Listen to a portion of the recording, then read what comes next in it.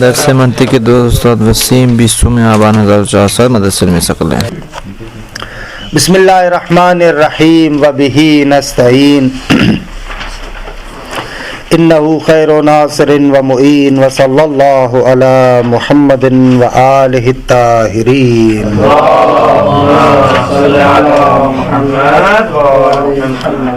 خوب پروردگار عالم کے لطف و کرم سے شکل ثانی کے بارے میں جتنے بھی مباحث تھے وہ ہم نے گزشتہ جلسے میں حل کر لیے تھے، ماشاءاللہ آپ لوگوں نے بھی بیان کیے، لیکن متاسفانہ ضبط نہیں کیا تھا۔ وہ بھی عبارت کو پڑھتے بھی جاتے ہیں اور ان مطالب کی جانب اشارہ بھی سرعت سے کرتے ہیں، وگرنہ یہ شکل ثانی مکمل طور پر خود حل ہو گئی تھی۔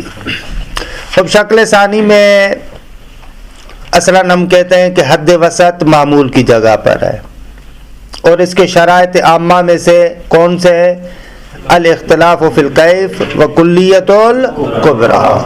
نتیجتاً یہاں پر بھی ضروب منتج ہمارے پاس 4 ہے، منتہا یہ شکل بدیہی نہیں ہے، کیونکہ حد اقل ایک مورد میں، اکبر کے مورد میں نتیجے اور کبریٰ میں جگہ کو ہم دیکھتے ہیں کہ اختلاف ہے، ہٹی ہوئی ہے۔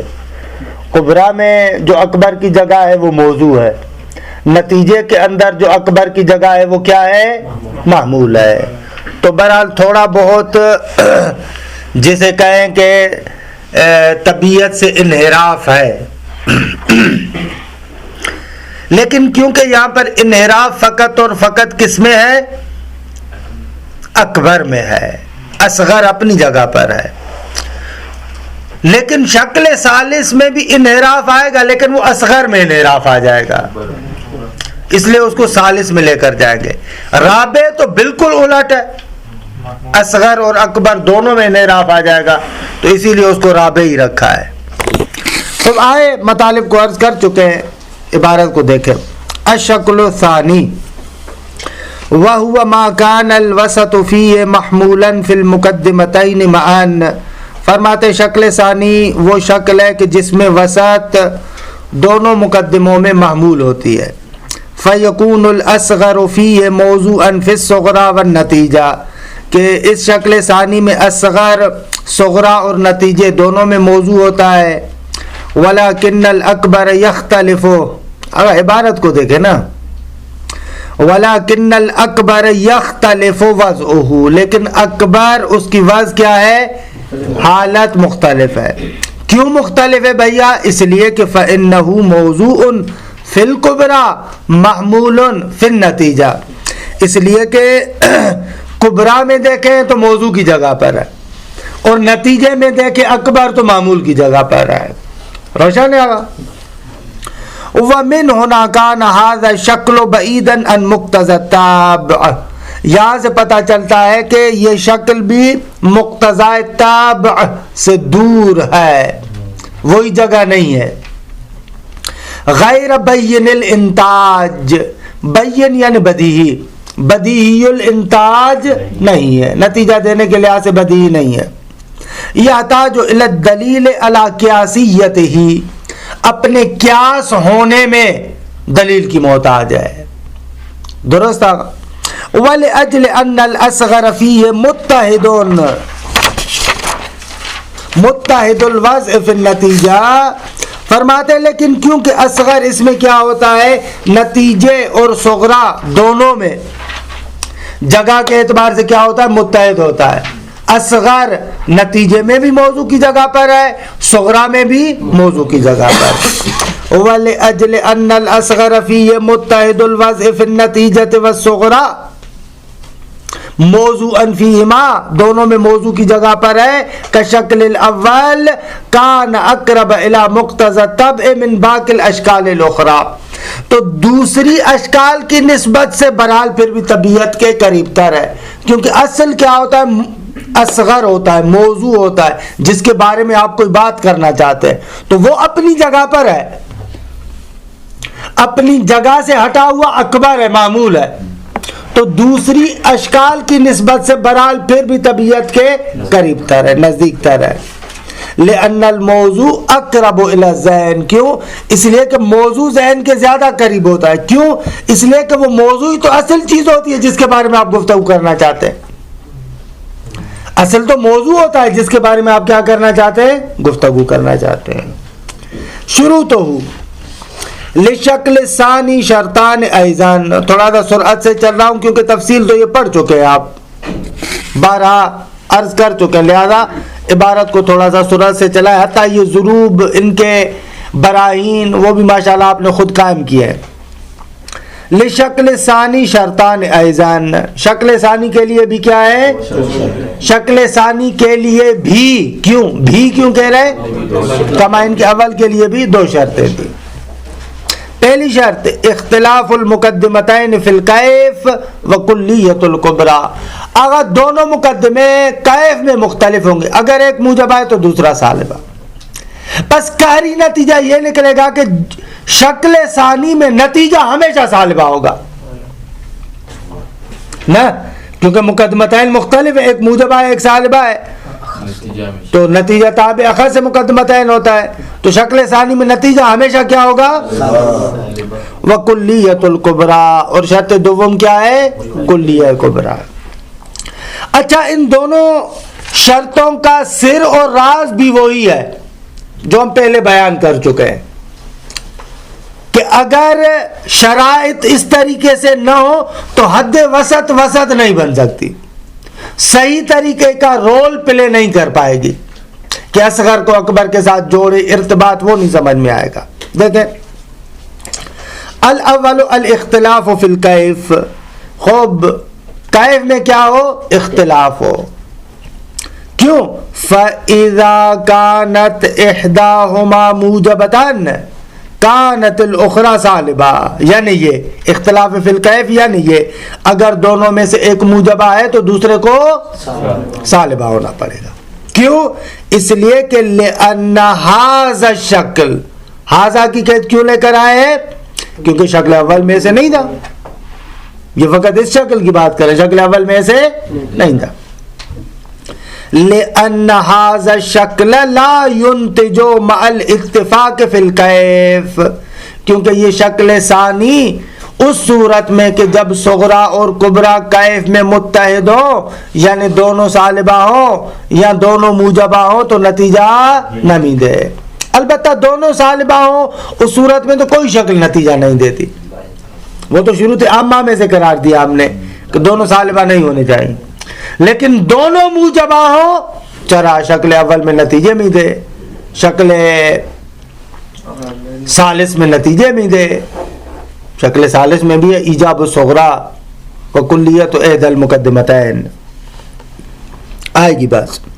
لأن الطرفین، کیوں بھائی؟ فرماتے اس لیے کہ دونوں طرف، کون سے؟ یعنی اصغر اور اکبر. لأن الطرفین قد یکونان متباینین. کبھی کبھار کیا ہوتا ہے؟ اصغر اور اکبر کیا ہے؟ وَمَا ذَلِكَ، یہ نقطہ ہم بارہا پہلے بھی عرض کر چکے. اصغر اور اکبر دونوں متباین ہیں، لیکن دونوں پر شیء مشترک قابل حملہ ہے. انسان اور فرس دونوں متباین ہیں، انسان اور فرس دونوں متباین ہیں. ہاں، خوب شے مشترک دونوں پر حمل ہو سکتی ہے. حیوان دونوں پر حمل ہو سکتی. لأن الطرفین قد یکونان متباینین، کبھی کبھار کیا ہوتا ہے دونوں طرف یعنی اصغر اور اکبر دونوں متباین ہیں. ومع ذالک، باوجود اس کے کہ دونوں متباین ہیں، یشترکان فی ان یحمل علیہما شیء واحد. خوب اس چیز میں دونوں شریک ہیں کہ ان پر شیء واحد حمل ہو سکتی ہے، جیسے ابھی مثال عرض کیا.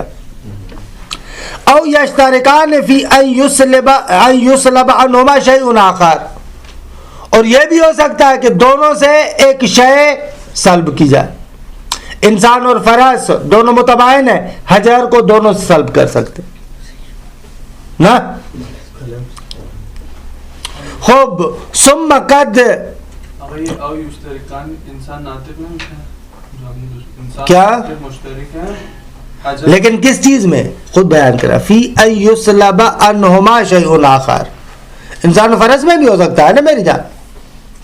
ہم کہہ رہے ہیں کہ دو متباین چیزیں اس بات میں شریک ہیں کہ ایک ہی چیز دونوں پر حمل بھی ہو سکتی ہے اور ایک ہی چیز دونوں سے سلب بھی ہو سکتی ہے.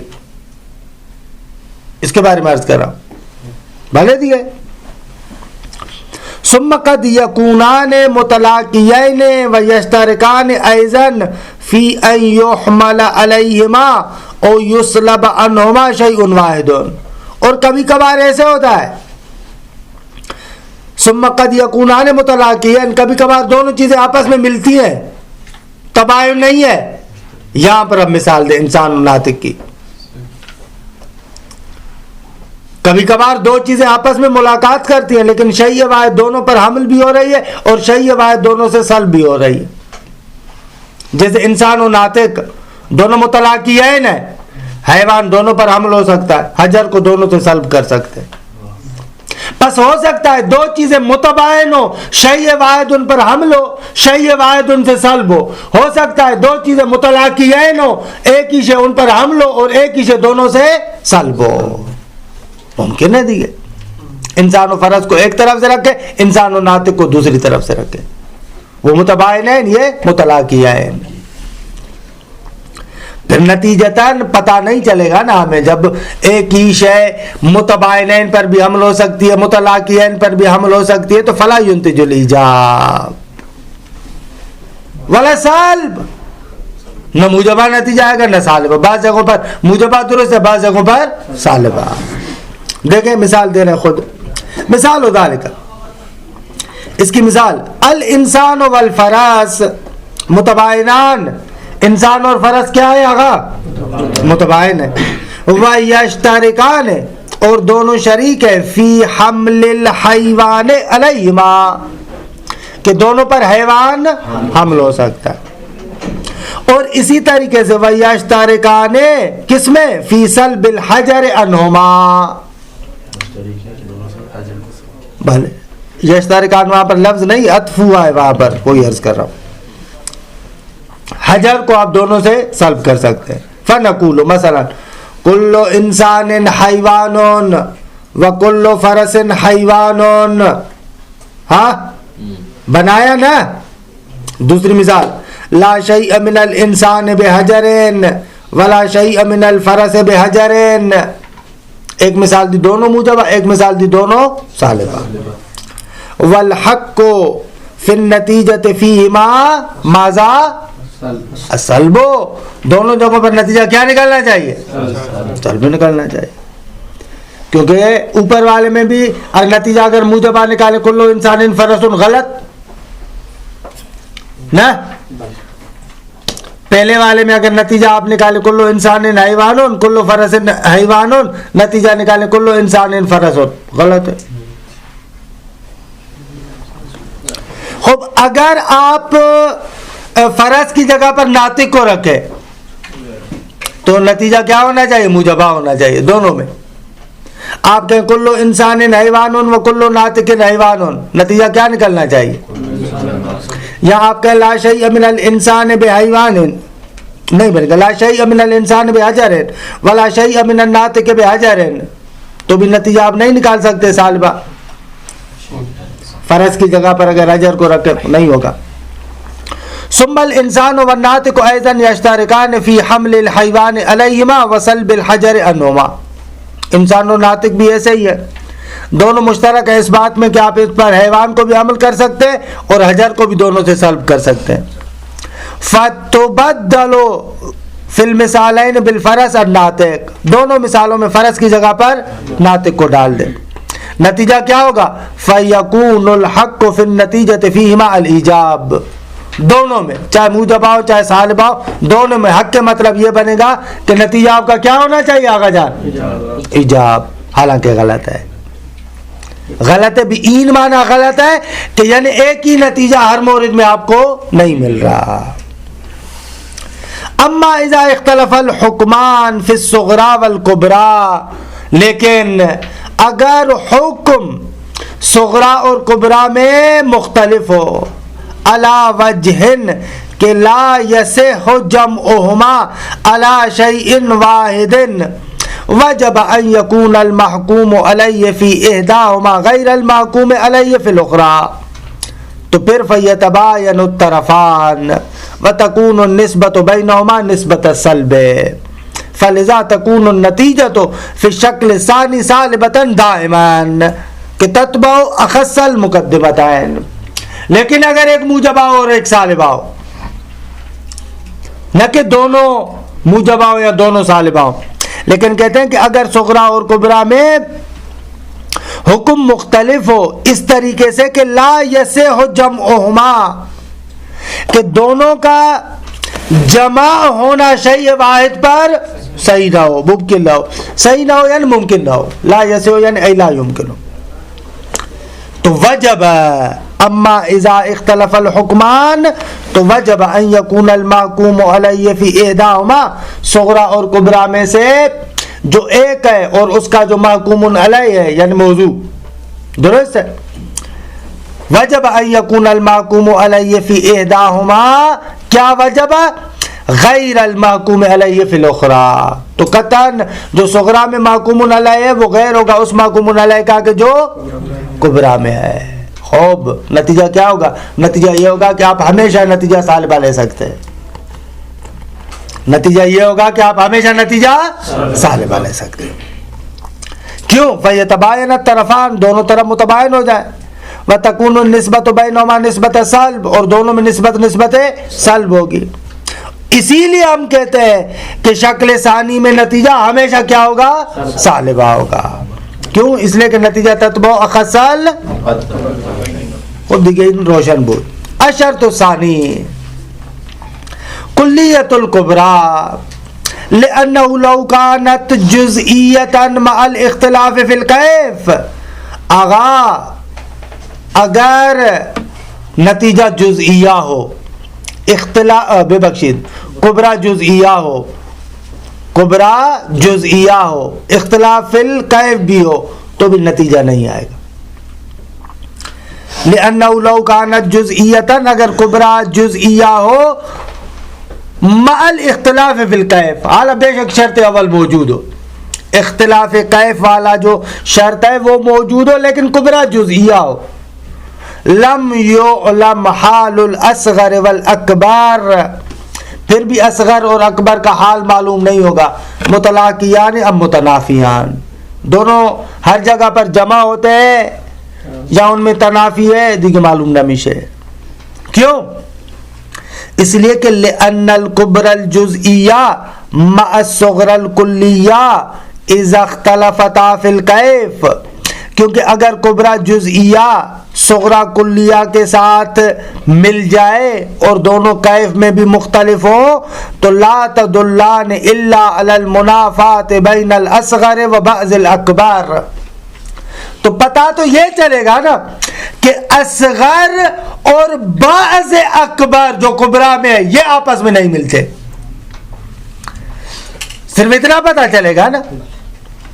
خوب، لا تدلان یہ دلالت نہیں کریں گے مگر اس بات پر کہ اصغر بعض اکبر کے جو کبرا میں مذکور ہے اس کے ساتھ منافات رکھتا ہے، ولا تدلان علی المنافات بین الاصغر والبعض الاخر من الاکبر کہ الذی لم یذکر، لیکن وہ بعض کبرا کا کہ جو کبرا میں ذکر نہیں ہوا آیا اصغر اس کے ساتھ منافات رکھتا ہے یا نہیں رکھتا یہ معلوم نہیں ہوگا۔ اگر مطلب سمجھ میں آ رہا ہے؟ فقط اصغر اس بعض کے ساتھ مخالفت رکھے گا جو کبرا میں ذکر ہوا ہے، اما بعض آخر چی معلوم نہیں مشے۔ کما لا تدلان علی الملاقات، اور اسی طریقے سے یہ بھی پتہ نہیں چلے گا کہ ملاقات کرتا ہے، جیسے یہ پتہ نہیں چلے گا کہ منافات رکھتا ہے، اسی طریقے سے یہ پتہ بھی نہیں چلے گا بعض آخر کا کہ ملاقات کرتا ہے یا نہ۔ مثال میں روشن ہو جائے گی بات، فیاصل الاختلاف تا ان کے اختلاف حاصل ہو۔ مثال و ذالک، مثال بھی یہاں پر واقعہ ڈھونڈ کر لے کر آئے، جو دیہاتی آدمی ہے وہ سمجھے گا۔ کل مجتر ذو ذلف، حیوانات دیکھا ہے جو مثلا بھینس ہے، اگر یہ چارہ کھاتی ہے نا، چارہ کھانے کے بعد گھنٹوں وہ اپنا منہ ہلاتی رہتی ہے، جگالی کرتی ہے.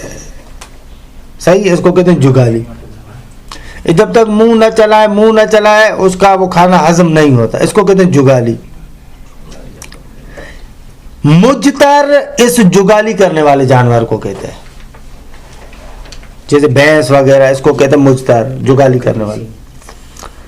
اور زلف یعنی کھر سمجھتے ہیں؟ ہاں، بھینس کا پاؤں دیکھا کیسا ہوتا ہے؟ سوم. بھلے اس کو کھر کہتے ہیں نا، اردو میں، پنجابی میں، سندھی میں، سب میں میرے خیال میں کھر، اردو میں بھی کھر کہتے ہیں نا.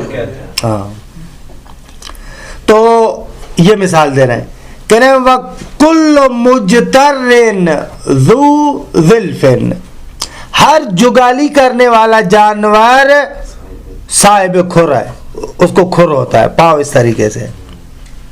وَبَعْضُ، سمجھ میں آگا سجا؟ بھینس دیکھی ہے؟ ہاں، تو اس کا پاؤں بس ذہن میں رکھے. صحیح ہے. وَبَعْضُ الْحَيْوَانِ لَيْسَ بِذِي ذِلْفٍ، اور بعض حیوانات کھر نہیں رکھتے. مثال شیر، اس کا پنجہ ہوتا ہے، کھر نہیں ہوتا.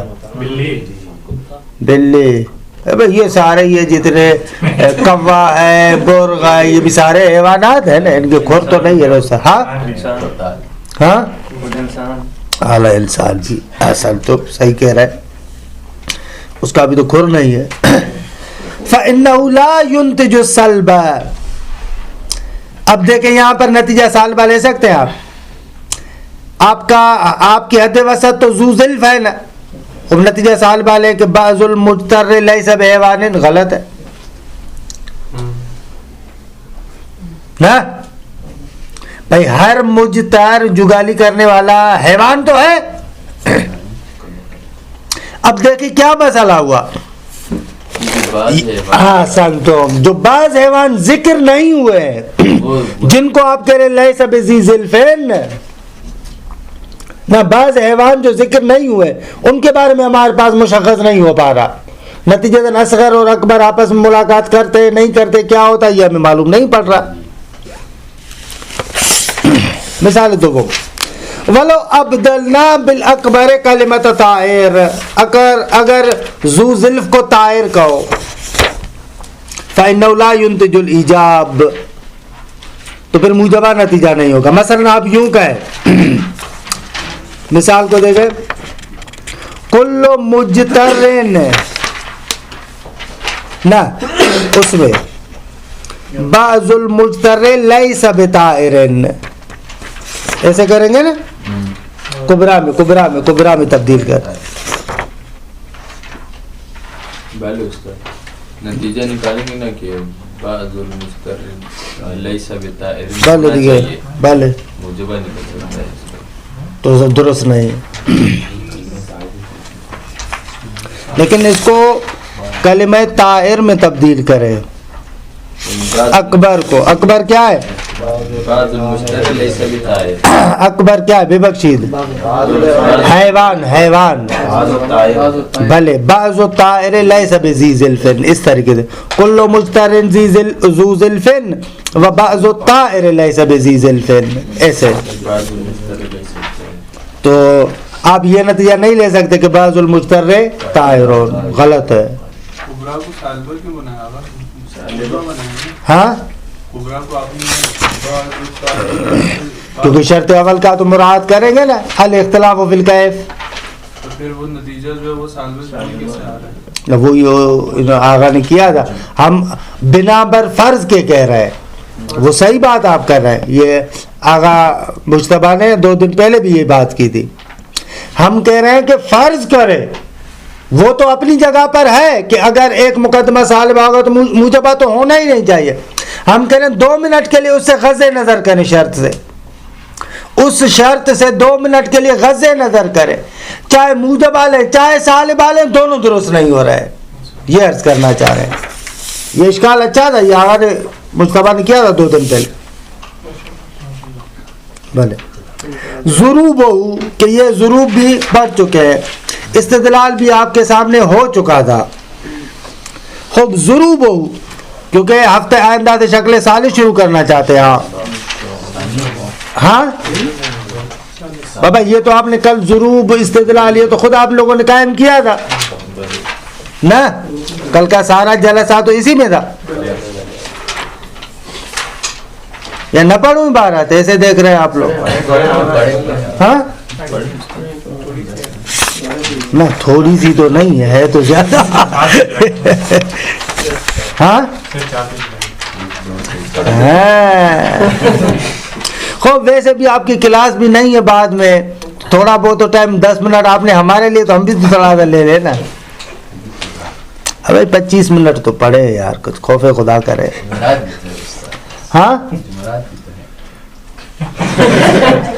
خوب بھائی اللہم صلی علی محمد و آل محمد. خوب لیکن یہ عبارت یہ ہے کہ پھر آپ خود پڑھیے گا. صحیح ہے.